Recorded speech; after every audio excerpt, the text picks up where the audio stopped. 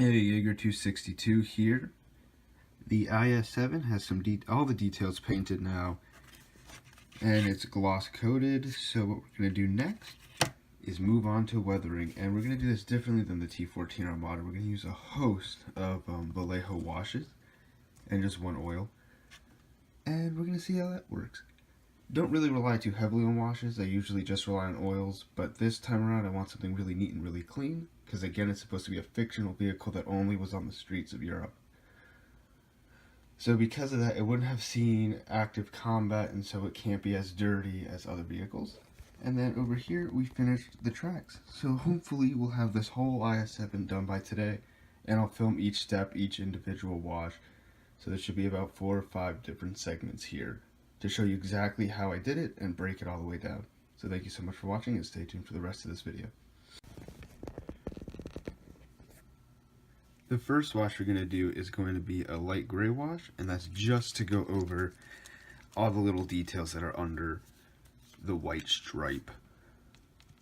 And the reason I'm doing this is because I think it'll provide a better contrast and look a little bit more realistic than just having a straight up black wash under there. Only because I don't want it to look cartoony.